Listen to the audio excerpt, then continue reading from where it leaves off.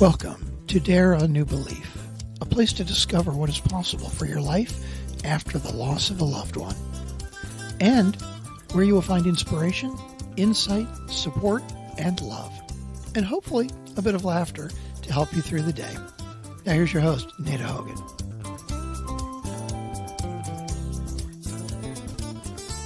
Welcome to Dare a New Belief, in believing what is possible for your life. A podcast that offers life, light, love, joy, healing, faith, and hope. On today's podcast, I have Jeralyn Glass, who has found her way through life's challenges with the healing power of sound vibration.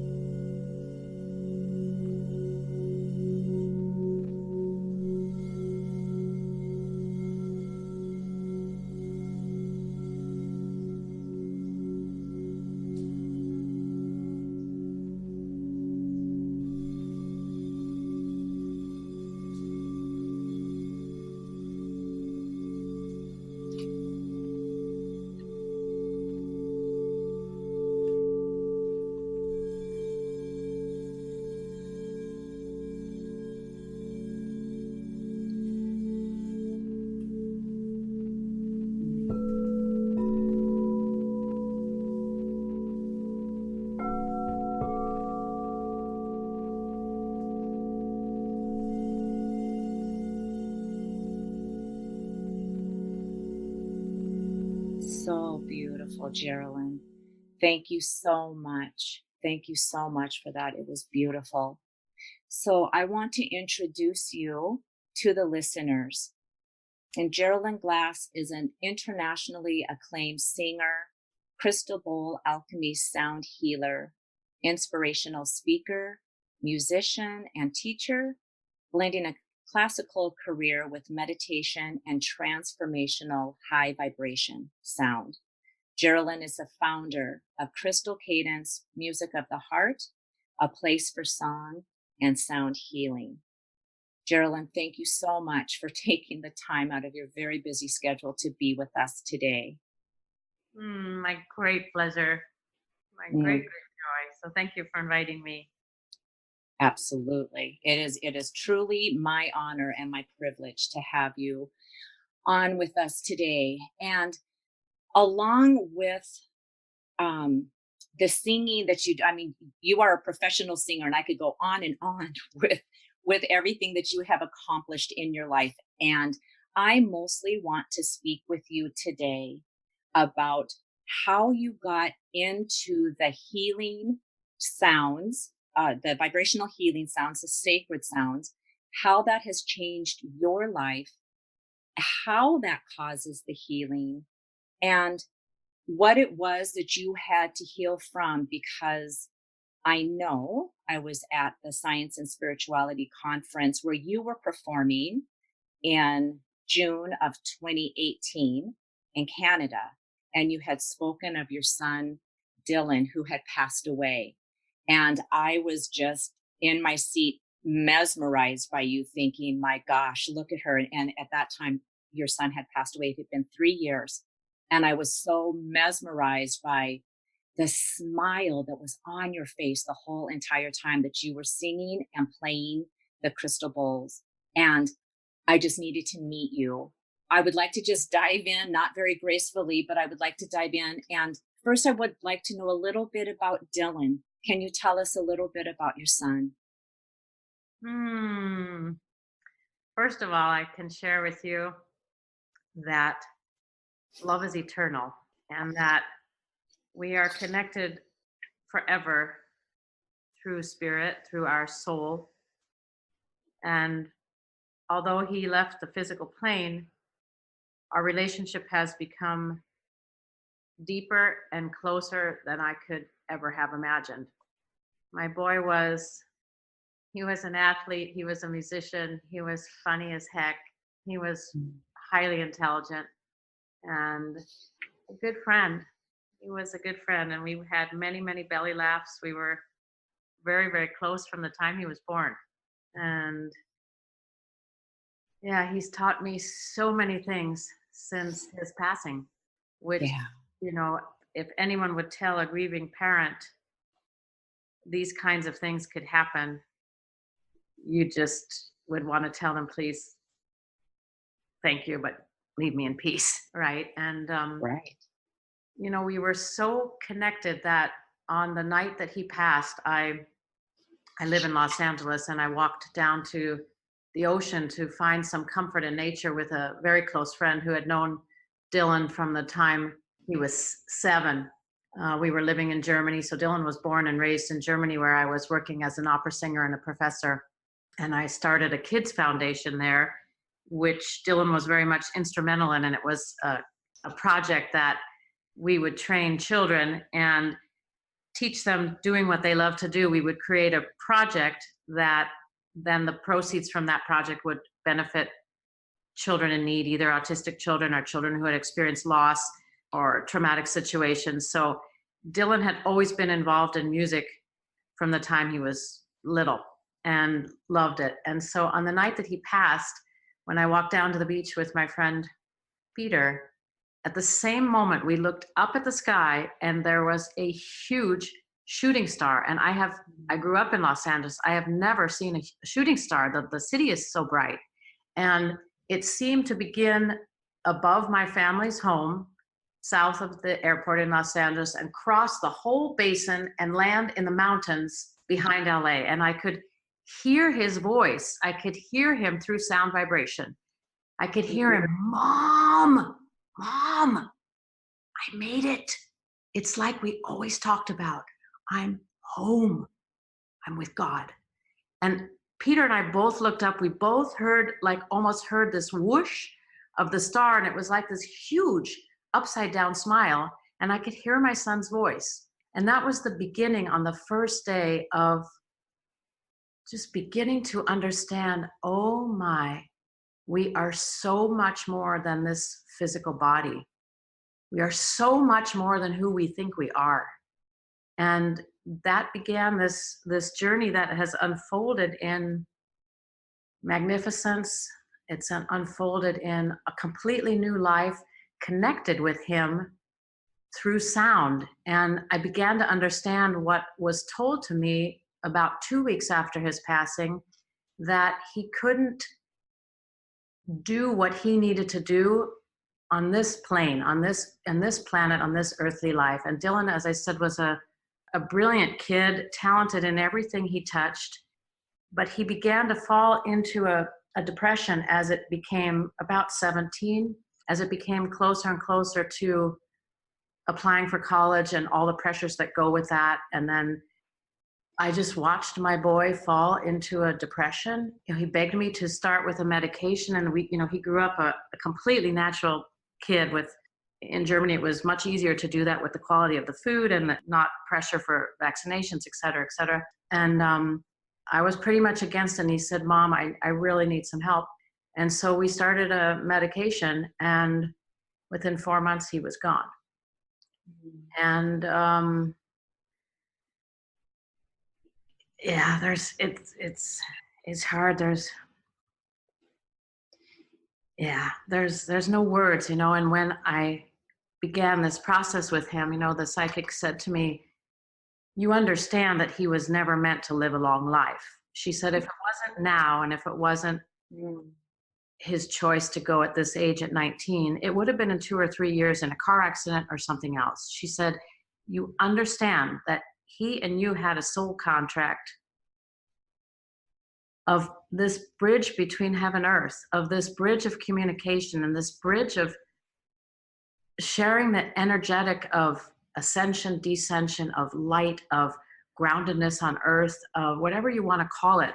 And, something in her words landed in me. There was some part of me that understood, my goodness, because Dylan had traveled with me from the time he really was born as an opera singer.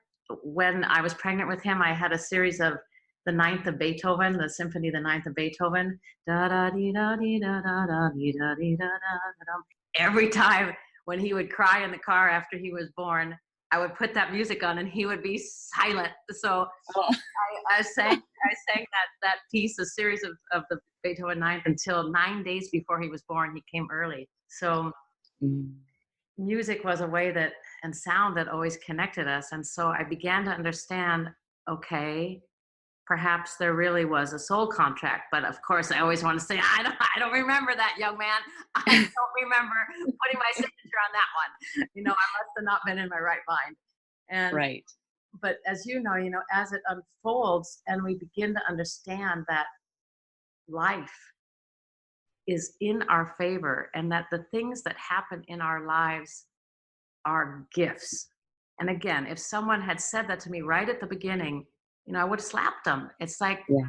don't even go there with me. But through everything that's unfolded and through his signs, either through light or sound vibration, I began to realize, oh my goodness, so there is something so much bigger than the two of us and our lives together on earth that is being called forward. And am I going to step in and steward that? Yes, I am. And does that mean sitting in the darkness and breathing that grief and processing it and not, boy, you want to run right and left. You want to distract with whatever is possible. And he allowed me, and sound allowed me, by his communication, to be able to sit in those heavy places. And the sounding bowls that you heard, to play those sounds and to allow them to hold me in my grief and allow all feelings to be released and held in this sacred vibration of healing frequencies. And the funny thing was, when he was 7, 8, I heard those crystal bowls. I was with my mom traveling in the United States, and I heard the bowls, and I'm in love with them. And I said, Mom, I got to buy a set of these. So I bought a set of 7 bowls, one for each chakra center, and I brought them home to Germany, and I started using them with my students.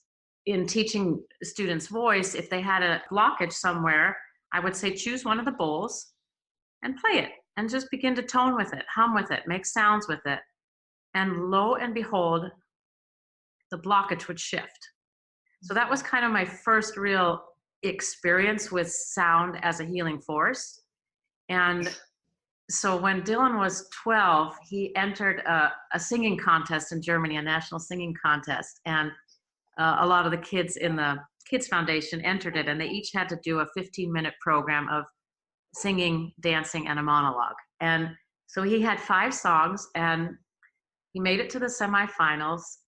5 days before the semifinals, he walks in the room and he goes, Mom, Mom, Mom, Mom. Oh. And he goes, Mom, my voice, what's happening? And I had never, at that point, I had never guided a young man through their voice change. So all I knew how to do was to take different bowls and have him hum and sing and just breathe deeply, feel the presence of the sound vibration in his body, and then work with where he felt it in his body, in his belly, in his pelvis, in his throat, in his head. And we worked that week. And in the end, we lowered his keys. So the keys of his song dropped down a fourth. So he was moving into a tenor range instead of a soprano range or an alto range. And he did the performance beautifully. And he was so cute. He got up and he said, my name is Dylan. And since a few days ago, I am no longer a soprano. So he had the confidence to just stand there and express himself fully. And it was incredible to watch that experience. And so after he passed and the different signs were coming, and as you know, you just go through different phases of not being able to get out of bed and not being able to go anywhere without crying, etc. he communicated to me and he said, Mom, Mom, call the bowl dudes. And I'm like, what? Because he would always, I could hear him always through, through an internal sound. I could just hear his voice and his timbre.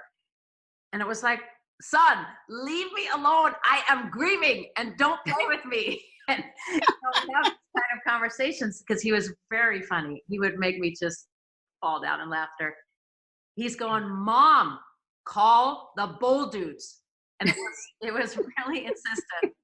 So I did. I called Crystal Tones and I had a conversation with the owner and I said, here it is. I'm getting messages from my son and I'm supposed to call you. And I think I'm supposed to do something with sound healing. And the owner was amazing. And at that time, I picked out 11 bowls and I picked out alchemy. So the bowls they're made of quartz, but they're infused with different gemstones and earth substances. So I picked out things that seemed to resonate with the frequency that Dylan was. So I picked out celestite, I picked out selenite. So selenite is a grounded white light. And as I started playing these bowls, I would begin to process the grief and I would start to weep in a way that I had not processed before. The sound gave me a container to go deeper and to be okay sitting in those feelings of just incredible despair. And I would play the bowls 45 minutes. I would tone, I would scream, I would express anguish, and then it would be over. And I'll never forget going into the bathroom and washing my face and looking in my eyes and seeing light. And it was like, oh my, this boy, wherever he is guiding his mom in a completely new way that would not have been possible in his human form, I guess, Right. Yes, absolutely. Jeralyn, can I ask you, so how far down the path were you when you heard Dylan say to you, I'm surprised you haven't named your website this. This is so funny. Call the bull dudes. I love that. How far after his passing did he tell you that? It was August. So he passed March 27th. And it was the beginning of August. It was around the time of my dad's birthday. And I knew the two of them, were together. They were very close. And my dad passed when Dylan was 7, and Dylan actually sang at his service. And he sang a little song, I'll be your candle on the water. And everybody was crying. And here was this 7-year-old took the microphone and just sang to his grandpa. So it was around that time. It was, not many months after. It was like, Mom, I'm not going to let you sit in grief forever, And of course, as you know, the grieving journey is so personal, and nobody can say to you, it's time. You have to navigate the feelings and, the feelings of, for so long, there were so many feelings of what could I have done? Right. We were so close and I saw him struggling.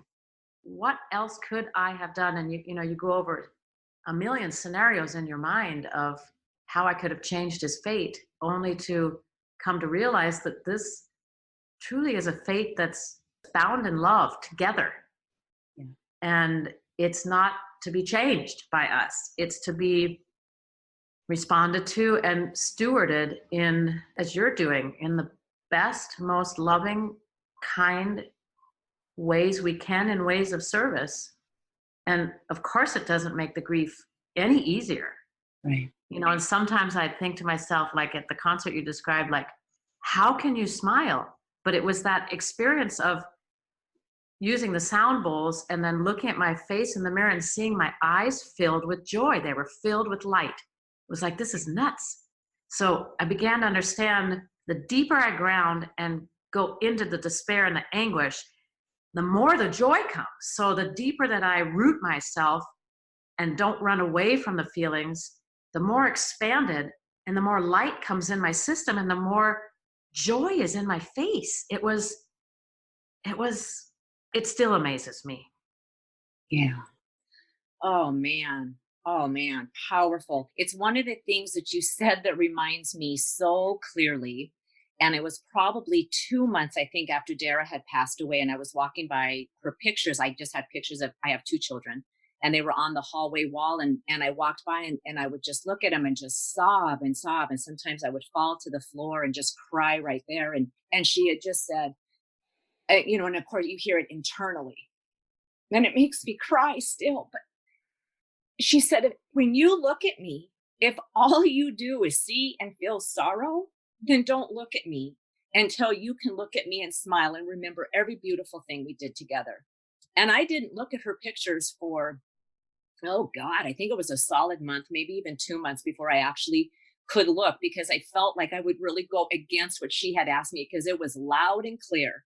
Do not let my life be this, that you're this ball of goop on the floor. And that's all I ever meant to you. And it was powerful. It was powerful to hear her say that. I want to circle back to where you had said, because this is the thing, when you are able to say that the things that happen in our life, and even the passing of a child, that there's there's gifts in those, to be able to say that and know that and mean that. And as a person who is freshly grieving, or maybe 2 years into grieving, and it's right, exactly what you said, please just go away. That is not what I want to hear. And if somebody would have said that to me, I would have thought, you are out of your effing mind. And there's no gift in this at all.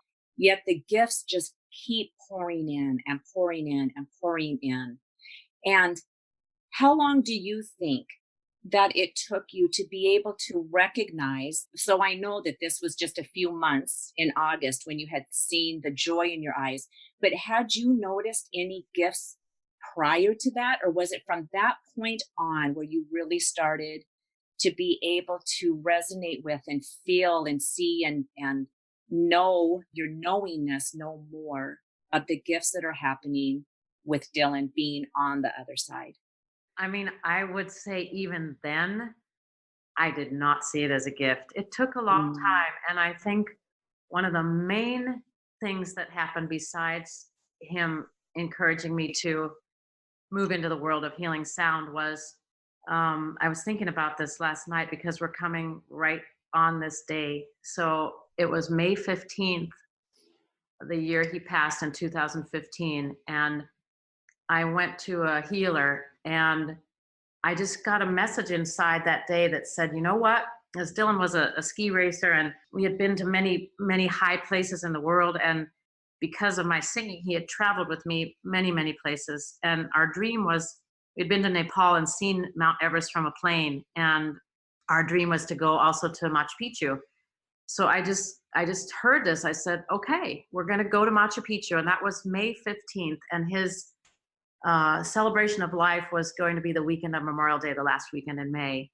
And I just thought, Jeralyn, I mean, you can't just go forward in your life when the celebration is over. You've got to do something to help move you out of what's happening for you. And so I opened up the computer. I came home on May 15th. I opened up the computer and I Googled spiritual journeys to Machu Picchu. And I said to him, okay, you show me who we're going to go with, and we're going.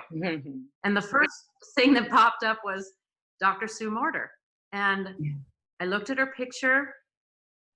I watched a video, and I thought, okay. And it said spiritual journeys to Machu Picchu. But then I said to him, I had this discussion with him, Sonny, Dr. Sue is a blonde-haired, blue-eyed doctor from Indiana. So where's the shaman?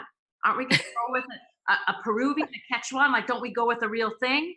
And I could hear him say, Mom, she is the real thing. And it was like, okay.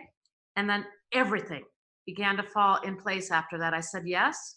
I got myself a mileage ticket. I was able to get a mileage ticket 2 weeks out. So that the trip happened, I think, June 7th. So it was 3 weeks later. They told me there were no more places. And then, of course, there was a place. And that trip was life-changing. And him leading me to Dr. Sue Morter changed everything. That and the sound changed everything. And on that trip, there's an event that happened that she takes a group, whoever would like to go up to the top of Machu Picchu, the famous peak. And I had planned to go, but that night I had a major breakdown. I just could not stop sobbing and I couldn't sleep. So I couldn't responsibly get up at 4 a.m. and then hike up this tall mountain. So I went to the other side. I ended up going by myself to the Sun Gate. And I had given Dr. Sue a picture that we had made of him in his senior year, and with his college essay quote about climbing up the mountains and that the way up is the way down. And, he loved philosophy. She took that picture and she did a ceremony for him at the top of Machu Picchu, and they filmed it. And you see this beam of light come in the picture and land on his face. And one of the guys caught it in a photo where you actually see right from his throat chakra this huge beam of light. And she came down the mountain and she said to me, she had tears in her eyes. She said, I've got to show you something. I've got to show you this photo. And she showed it to me, and it was like, okay, I get it. And that was the beginning, of more signs of light beams, of sound. And I began to learn from her. She's a bioenergetics master, and she just came out with a book called The Energy Codes, which is really what I began to learn with her. And I said to myself, I'm going to do everything I can afford to do with her for as long as I can until I get myself in a better place. So it was a combination of her work and the singing bowls that began to bring me to the place you asked about. But it wasn't until over a year later that I stood up in one of the groups there and I said, I can't believe I'm standing up and saying this, because I never thought I'd get to this point.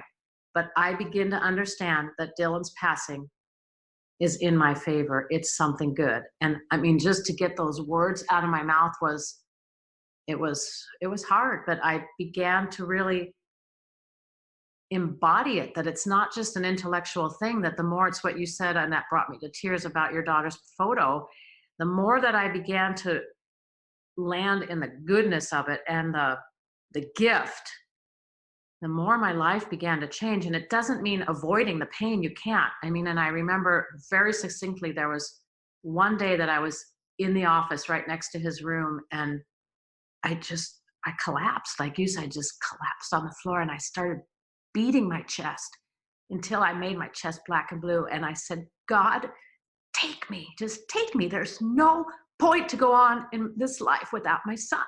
And he was my only child. So, and it was like, oh my gosh, this is serious, Jeralyn. I mean, those feelings were so intense. If I could have just beat myself to a pulp, I would have. And something inside me just stopped it. And I called my mom and I said, Mom, I'm bad. I'm at the end. And she said to me, if you take your life, I'll kill you first. It was so sobering. It was like, and I think that was probably the lowest I ever felt.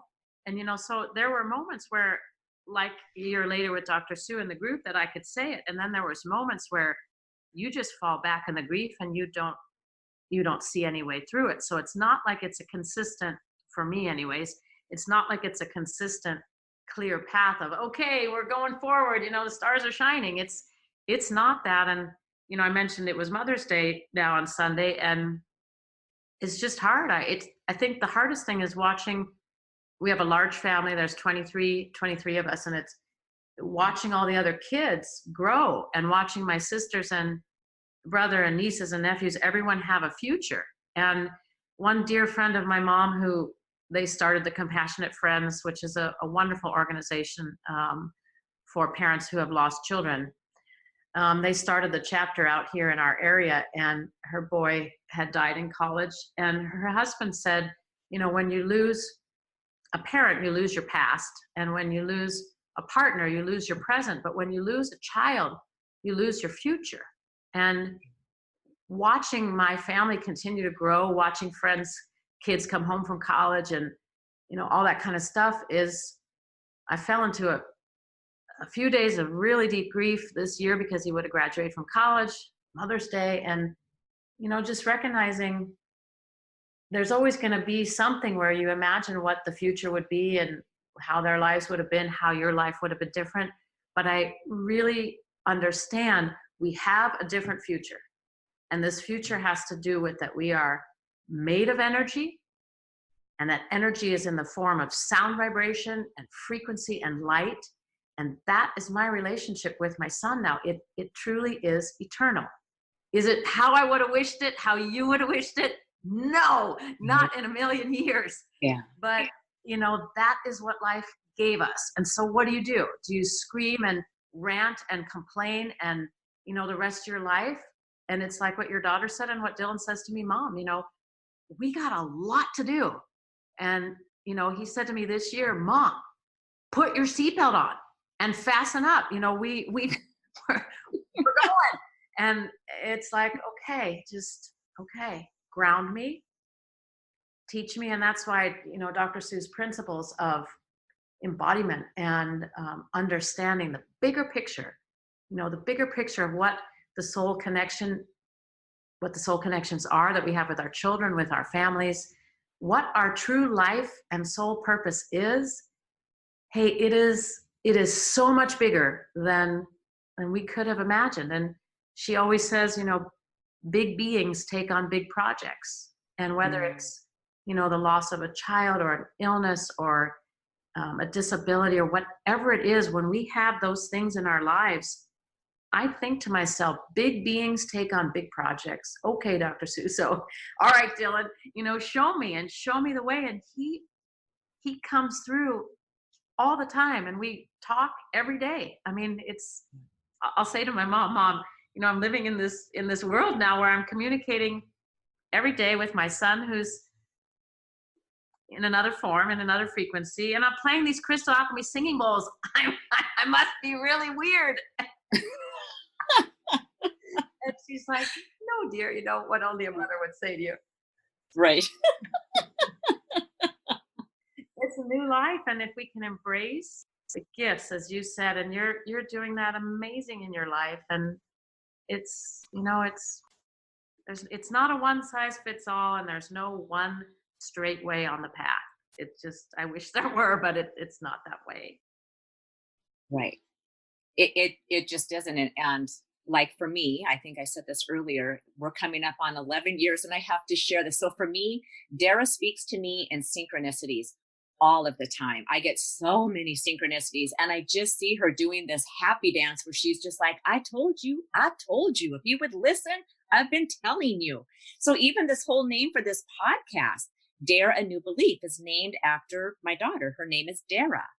And it took me, I knew I wanted to do a podcast probably, 4 years ago, maybe. And it's just like, oh my gosh, what am I going to name it? Because that was one of the things I wanted to bring her forward. I needed to do something to continue to bring her forward. And boom, in August of 2018, it hit me, Dare a New Belief. And she was just like, oh my God, thank you. Because I've been working really hard trying to get this message to you, and you finally got it. But one of the things, oh shoot, I completely lost what I wanted to share with you about, the 11 years. So we're coming up on 11 years, and we just had Mother's Day, and I think that I have it together. I think I really have it together. And here comes Mother's Day, and it's like, I'm sick. My stomach feels sick. My head feels sick. I'm tired. I just want to sleep. And it's like, oh God. And I hear her saying, come on, Mom. This is the day that I get to honor you. And I have a son, and my son had invited my husband and I down to his house for dinner. And it was like, I'm going to put on a good face, and I'm going to fake it, because I want this day just to be done 11 years later. And it's like, you've got to be kidding me. Like, am I not any farther than that? But it is exactly what you said, Jeralyn, that you're going along and it's okay. And then boom, it's right there. Or you have this dip, or you have this thing. And I think it's just going to be the whole rest of our life that we're flying along. And then it's just like a little turbulence, and we straighten out our GPS system, and we get back in alignment with what we are doing. And then we just continue moving forward. And it was beautiful. It was a beautiful day with my son, and I cannot look at my son without seeing my daughter. And they were best friends. So you cannot see one without seeing the other person. And you could just feel her presence. I don't say that around him very much because he's just not there yet. Right. But you can feel it. And we didn't have to say anything. We didn't have to do anything. It was just, that energy was just there. And it was like, oh, thank you, God. And thank you, Dara, for not letting me bail out on this, because I could have, and my son would have understood. But I was so grateful that I didn't. And I think I was so happy just to be to be done with that, because that was that underlying vibration before we got down to be with my son. That, honest to God, Jeralyn, I forgot it was Mother's Day, and you just went through it too. I totally forgot about that until we first jumped onto this call. And I think sometimes we just get absorbed in our stuff. And it's a very clear reminder to me that it's, feel the things that you need to feel, and then be present to what is happening in the moment. And sometimes that grief grabs us, and at least for me, I know there's times I'm just not present in the moment because the grief has me. But the other thing I want to share before I forget, you said you took your trip to Machu Picchu on June 7th. That's when you left. Yeah. My daughter's passing is June 7th. So it's those things for me. And I mean, I just see her up there just doing this, what do you call the Irish tap dancer people, the river dance, just going, I told you, if you would just listen to me, it's all okay. And intellectually, how we get that. And then I get it so much on a cellular level.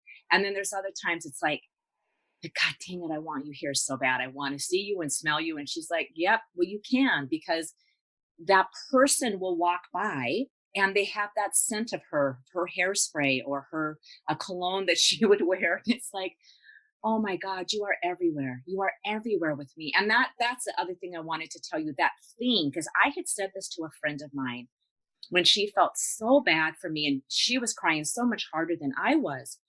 And she said, because you're not with her and how much you must miss her. And it was all of that. And I kept saying, but I am with her more now than I ever was, because she was 18. Her life was about being with her friends and this adventure of life. And I didn't see her very often. She was gone playing and doing fun stuff. And now she is with me 24 hours a day in a way that's so completely different and peaceful and loving and engaging, and still too brand new for me really to be able to feel into that enough to know exactly what was happening. But it was hard for me to be able to share that with somebody else, because you got the look like you're out of your mind because you should be in bed and never getting out of your bed again because you've just gone through this trauma. And it's like, yeah, but there's this peace. There's a peace that comes with that. Yeah, it's such a journey. It's just such a journey, and it affects everybody. So how we manage that, how we navigate that path is so individual. And there's no right way or wrong way to do it. We just have to take that step that's available to us, or not take a step. Just sit back and be with it. And how beautiful to do it with the sounding bowls. I kept calling them singing bowls. I apologize for that. Oh no, they are called singing bowls. That's fine. They're Crystal Alchemy singing bowls. So Okay. I think there were two things that happened near the beginning that were really instrumental. It was like what you said about walking by your daughter's picture. The times that I would fall deep, he would pull me out. So there were two times. There was one time where, and I didn't know what to name this, but now I understand, okay, it was a visitation. It's just what you said. It was late at night, in the middle of the night, 3 or 4 in the morning, and I woke up with a start. I mean, I was still in the dream, but he was right there. It was like he was floating above me. It began that I could smell him. I could sense he was a physical presence in the room, and I could see like this shadow of a light of his being. And he was talking with me and having this conversation, and I could hug him so I could feel the warmth of his embrace. I could actually feel it. And we had this whole conversation, and then I fell back gently to sleep. And when I woke up in the morning, I jumped out of bed and I ran down to his room. And I thought, he's there. Everything that happened has just been a bad dream. And then I sat down in the absurdity of what I had done. Like, are you kidding, Jeralyn? I mean, really?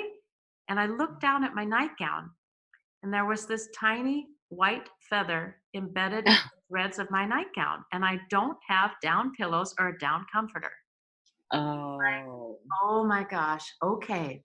I mean, so that one thing was just, it was huge. It was like, Mom, you got to get, really, love is eternal.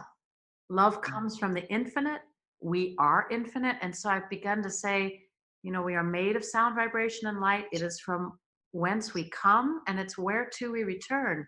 That is this constant. And the other thing that happened was when my niece was in the hospital. She was 6 months pregnant, and the baby was not doing well. And I went to the hospital, and I brought a couple of the singing bowls, and I just gave her like a little sound treatment. And for some days the baby was better, and then it he didn't make it. There was some deformities, etc. And as I was coming back from the hospital, I stopped at a stop sign right near my house, and I just started yelling at Dylan. I just started yelling at him, "Why can't you be here? Everybody loved you. The little kids, like, they loved, he was really strong. He was like a muscly, and he would pick the kids up with one hand, put them over his head. And it was just like, why, son? Why can't you? I was screaming at him, why can't you be here? And at the stop sign, my radio popped on, and it starts to play Wonderful World. Oh, And I think to myself, what a wonderful world. And his name flashes on my screen, and it says Dylan, source unknown, back home. And I'm like, OMG. So I take a picture of it, and I send it to my niece, and I send it to all the family. Source unknown, back home, Dylan. It was like, okay, son, I get it. I get it loud and clear. I'm not going to yell at you anymore. And I'm going to, no, I'm going to accept and move forward, and root myself into life, and share about you, and see, if any way, like what we're doing by sharing from your heart, if you can give hope to other people and make a difference in other people's lives, then you know that your children's passing was not in vain. It's part of a bigger story. It's part of a bigger energetic that, hopefully one day we will understand, right? yeah, absolutely. Yeah, and it's so true, because there was so many things so Dara was in a car accident. A man had run a red light, and she had just barely gotten to the intersection, and we know that because there was witnesses there. It was 3:15 in the morning, and she should not have even been here. And that was the thing that I kept saying, that there has to be a reason. There has to be a reason for everything, because she should have been in Montana, or she should have been in Florida. She should not even have been here. And she shouldn't even have been on that road. But a friend had called her and needed a ride home, and she gave him a ride home. And on her way home, that's when the accident happened. It just always would keep coming back to me that there has to be a reason for all of this. There has to be a reason for all of this. And then there was, with these signs, with the things that happened, there was at her funeral. Oh, and I have to tell you this, because I was on your website and I was watching when you were singing Ave Maria. I think, were you with Marianne Williamson on that one? Yeah. Is that the right one? Okay. So with Marianne Williamson, and you're singing Ave Maria, and I just bust up laughing, because Dara's grandmother, who now has passed away on her father's side, was a soprano, and she would sing this song often, and would sing it very loud and very high pitched. And she had a beautiful voice, but it was loud and high pitched. And anybody in that family who's listening, you know that I love Mary, so don't take that personally. But we would kind of tease, and she knew that. Mary knew that, and so we would sing. And if the kids, I'm divorced from their father, so their kids would go back and see their dad and see their grandparents, and they would go to church, and Mary would be singing in church, and Dara and Tommy would say, like, oh, grandma was singing and it's that loud. so we're at the funeral, or the funeral is done, and the cemetery is 60 miles away. That's a completely different story. The cemetery is 60 miles away. And so it takes us forever to get there. And we're sitting there, they line the whole family up, and, whatever position I'm in. I think it was grandfather, grandmother, me, and then Dennis, Tommy, and then Dara's father, biological father.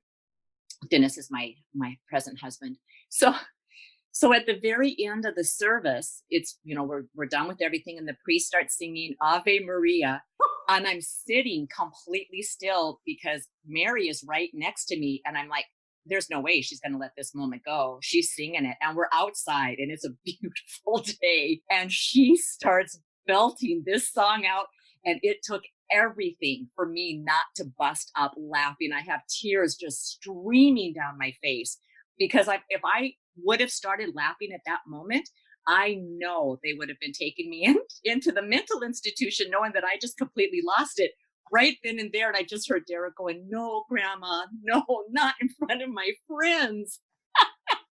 So I'm thinking of all the songs that you're singing. Here it's Ave Maria, and it's just like, oh God, thank you so much for that beautiful reminder of that the synchronicities and how these coincidences always keep showing up in my life. And coincidences and coinciding, not like that thing that doesn't have a meaning, because it all has meaning. Music is a fantastic way that there's communication.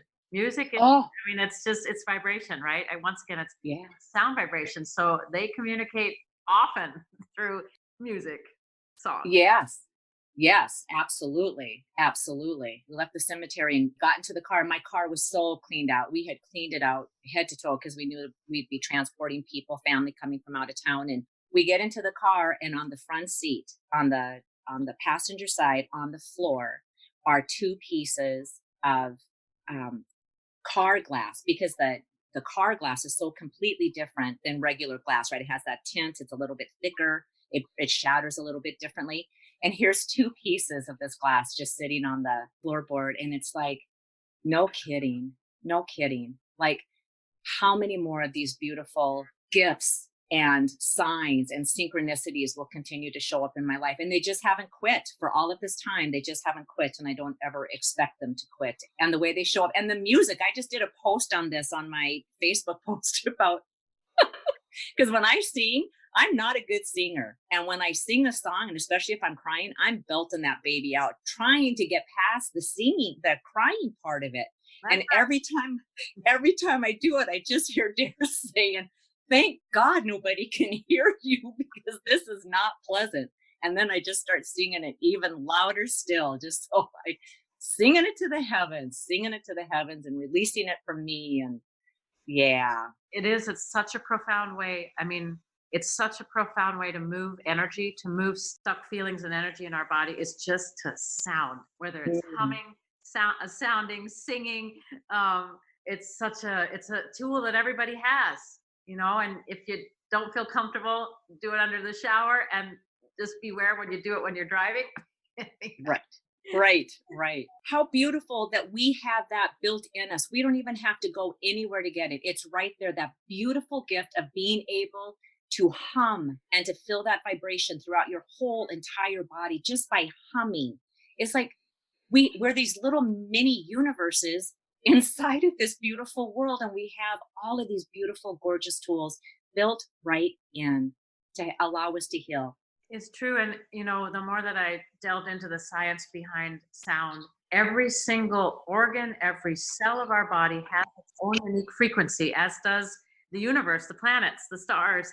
Everything has its own vibrational frequency. And by bringing ourselves back into harmony, whether it's humming, simply just when I'm working with cancer patients, I'm teaching them about how to use your own voice to just bring you out of any anxiety or panic or just discomfort by going inside and humming, toning.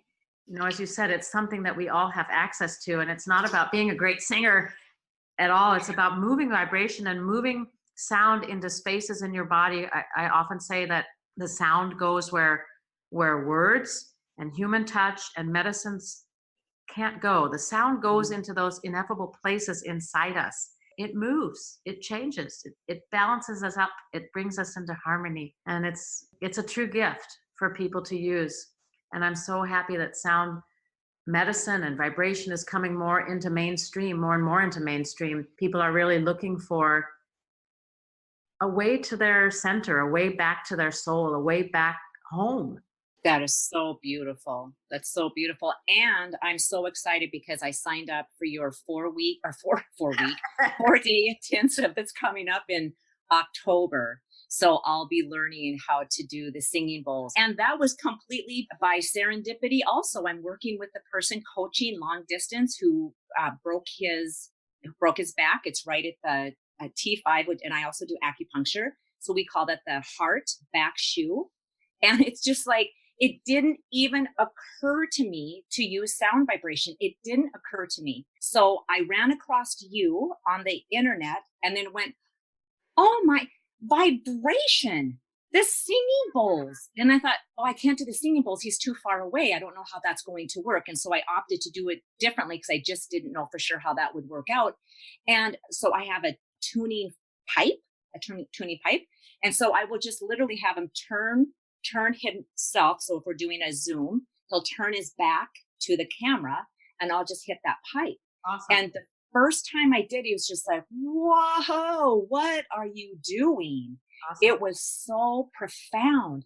But this whole thing of circling back, and I had just told him this the other night, it was because of him that I remembered the singing bowls, because I knew you and I knew I wanted to talk to you on my podcast. But the singing bowls had kind of left me. I was thinking more about your journey and how you have been able to process losing your son and where you're at on the path and how all of this came about for you. And if you would be willing to share that so other people on their path can glean from that and be able to take one more step forward today. And it was through him when I was looking to see, what can I do? And it's like the singing bowls, Jeralyn, this whole entire thing, it's just this great, big, huge, beautiful web, and we are all connected, and every single one of us serves the other person, and we serve people all over the world just through vibration and thought and love, because I truly believe that when we are sending love to one person, it gets sent around the entire world, the whole entire universe, into the cosmos, and right back down into us and into Mother Earth. And it's just such a beautiful world we live in. And I don't know if I ever would have discovered this had it not been for the passing of my daughter, these beautiful gifts that she has given to me, right from being in a place of not being really happy with life to a place of I can't wait to wake up and start my day because I know something magical is going to happen, because that's just the beauty of this world. I know. And, I had this last summer, I just had this message from Dylan that said, Mom, we're going to do an online series. And it's like, oh my gosh. Okay, right. No, Mom. And again, like Call the Bull Dudes, it was really insistent. He gave me the name. He said, it's the sacred science of sound. And this is who you're going to invite. And he gave me the list. And I was like, okay, I mean, this is serious. And I reached out to David Pramal and Mitten were one of the first people. He said, Mom, you need to call them. You need to contact them. And it was like, they're really, really well known. I know their music for years. I love their music. It's sacred and it's high vibrational and it's very healing. And I used it during the time after he passed and of course before. But I wrote them. I just simply wrote them to their website. And within 3 days, their manager answered and said, yes, we'd be honored to be a part of it. And it was like, oh my God, okay, son, you're really serious. And we assembled an incredible group of people and we spoke about vibrational healing, energy medicine, the healing power of music. It went worldwide. And I didn't plan to talk about him. He was the inspiration, but the whole thing unfolded in such a natural way that people requested then a live event, which is what we're doing in November. And the training you're going to come to is right before that. So because people are going to be coming from quite far. There's people from Australia and New Zealand and Asia and South America. And so we decided to offer this training. It's a small group of people, but because so many people are asking, what else can we do? What is the healing power of sound about? And what can we do with these amazing alchemy bowls? They're really, I'm a walking example of it. They are really sonic tools of transformation. And so the live event's going to be November 1 through 3 in Los Angeles at Wanderlust. And it's going to be concerts and classes. And Dr. Sue Morter is going to be there, and Lee Harris. These are people that were on the live series: Barry Goldstein, Dr. Daniel Levitin, Neela Minocha, and some surprise guests. I'm just thrilled, and I'm thrilled you're going to join us in California. Yeah. Me too. Yeah. And so grateful that Dylan told you to do this, because what a blessing for the world, right? It's just such a big blessing. These little people who are down here on this earth, these little people that become these big, major influences and direct us and show us and open up doors. And right, it's just, oh my God, it's just so, I don't even know if I know the word, because it's not even a worldly word to express how it feels. The expansion in my chest just it's hearing this and knowing that I get to be part of that. And the only reason that I know of this and get to be part of this is because of the gift of the passing, the gift that came out of the passing of my daughter, and that I needed to know more and more about how this world works. And it was right, Joe Dispenza and Greg Braden and Bruce Lipton. I wanted to see them. I wasn't sure what any of this other stuff was. I fell upon you, and it was just like, oh my God, right? It's connect the dots when you're looking backwards, never going forward, but connecting those dots, looking backwards, going, man, that led to that and that led to that. And I was so driven to be at that event. And there was no reason. I didn't have the money to do it. I didn't have the time to do it, but I just knew I had to be there. And everything that has happened from that event, it's just, oh, it's just such a beautiful experience. It's such a beautiful, guided, gorgeous experience. And I am so grateful and so blessed to be on this plane and this path at the same time as you, Jeralyn, because you just bring such light and love and energy and healing to the world. And it's such a beautiful, beautiful work that you are doing. not, I mean, in the end, what remains is love. Yeah. That's it. Yeah. That's it. And the form that our children have taken and how we are learning what that really means, what unconditional love, what the healing power of love, the vibrational frequency of love, however you want to name it, love is the universal solvent. Love is where we are, if we can choose that.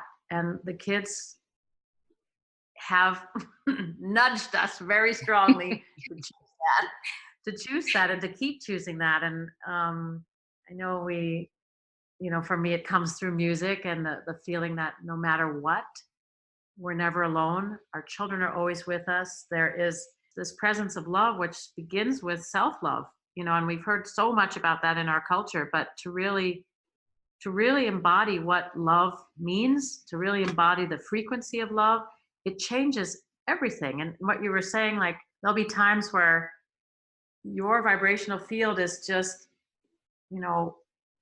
emanating in that feeling of love. And that somewhere somebody's going to go home after work and they're not going to yell at their husband or they're not going to get in a fight with their mom because we're expressing that, and it's changing the field. I experience it every single day. It's changing the field in our world. And I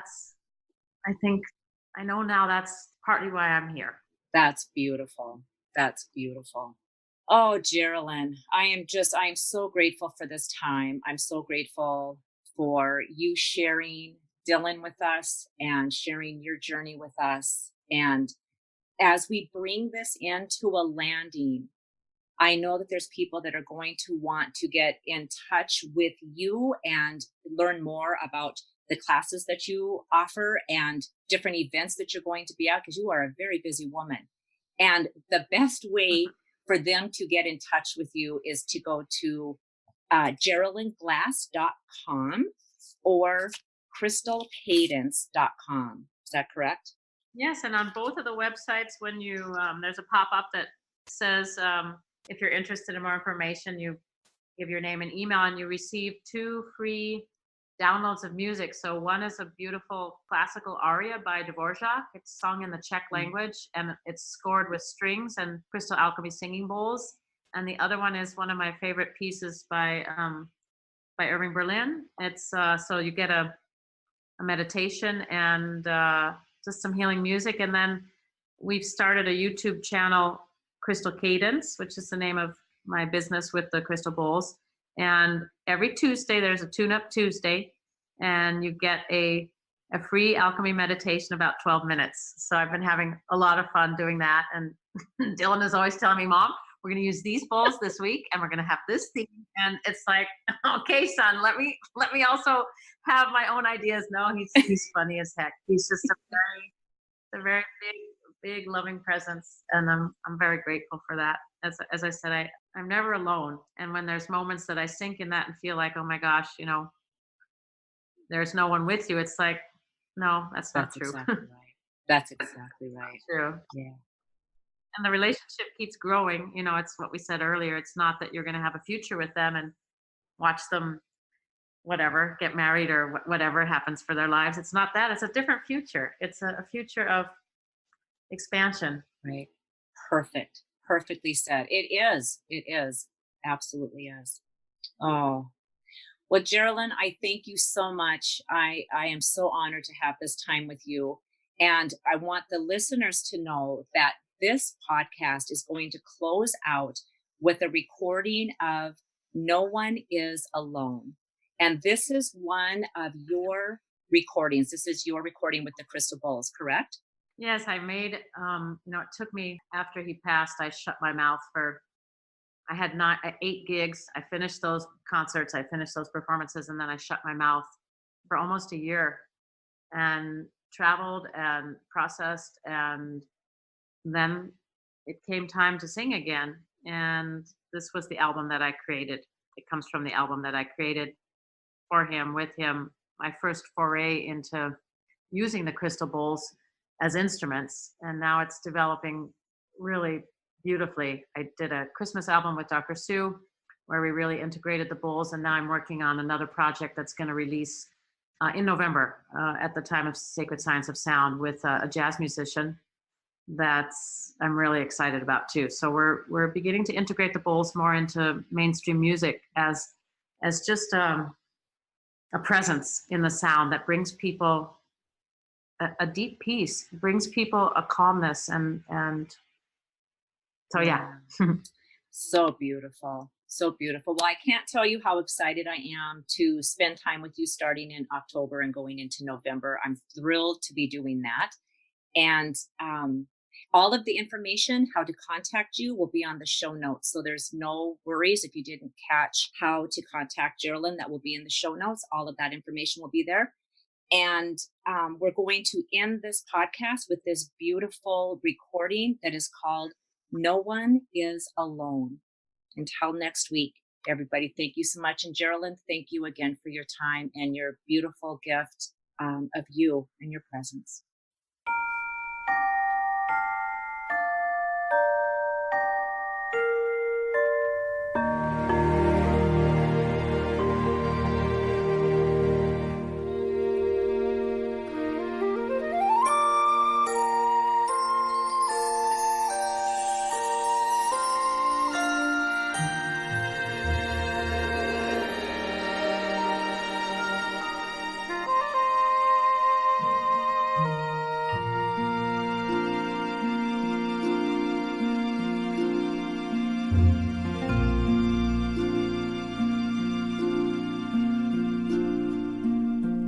No one here to guide you.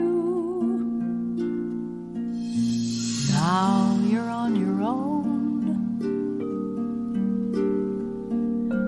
No one's here beside you. Still, you're not alone. No one is alone. Truly, no one is alone.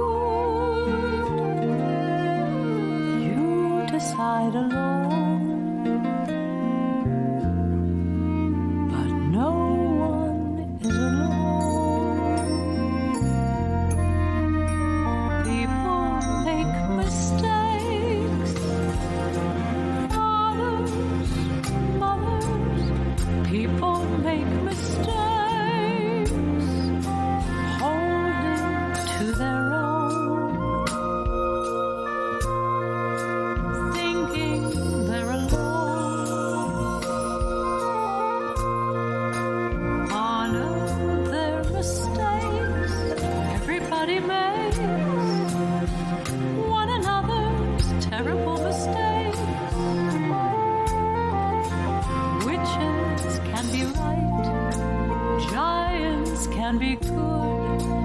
You decide what's right. You decide what's good.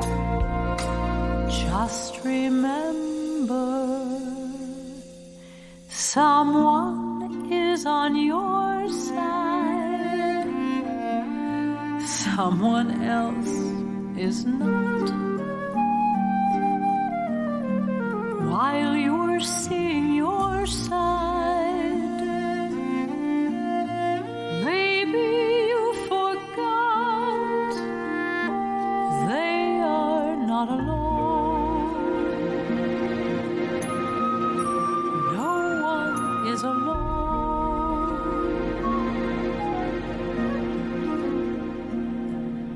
Hard to see the light now. Just don't let it go. Things will come out right now. We can make it so. Someone is on your side. No one is alone.